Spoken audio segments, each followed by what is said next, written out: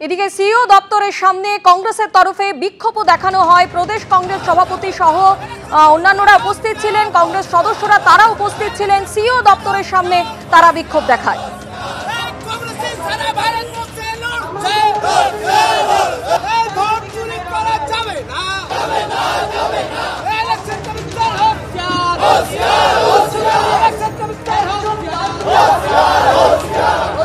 আজকে অন্ধ ভক্তদেরকে বলি, এক একজন ভক্ত কুরকুরের মতো টেনে মেরে বেঁধা হতো।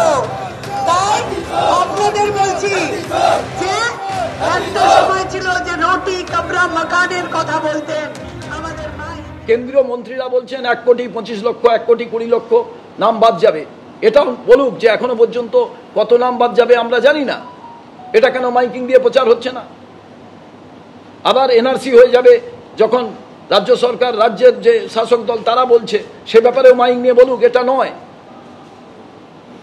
কিন্তু সিএএ করে দেওয়ার কথা যখন আসে তখন কিন্তু যা যা ফর্মটা ফিল আপ করে দিতে হবে সেইখানে তো এনআরসি করার মতোই তো একটা ব্যবস্থা।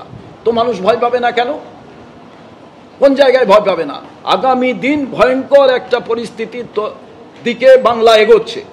আমি নির্বাচন আধিকারিক যিনি আছেন এই রাজ্যের প্রধান এবং জ্ঞানেশ কুমারজিকে বলছি, দয়া করে বাংলার অবস্থাটাকে ভাবুন।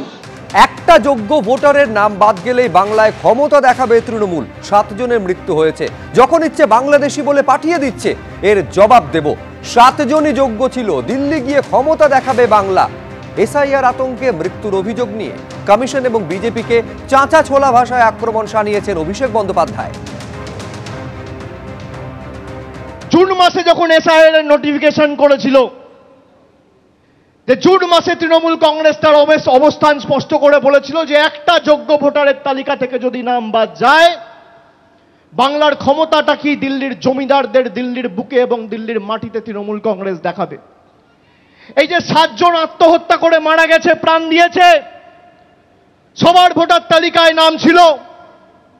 যখন ইচ্ছা যাকে ইচ্ছা বাংলাদেশি বলে আখ্যায়িত করে ডিপোর্ট করে দিচ্ছে।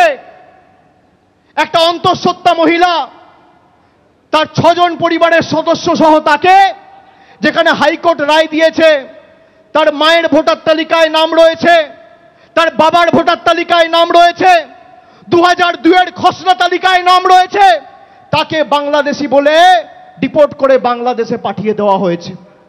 এর জবাব বাংলা দেবেই।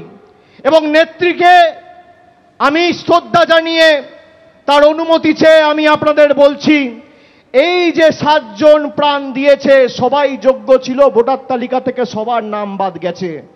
আগামী দিন তৃণমূল কংগ্রেস দিল্লি যাবে এবং এসআইআর এর প্রতিবাদে বাংলার ক্ষমতা কি সারা ভারতবর্ষকে দেখাবে।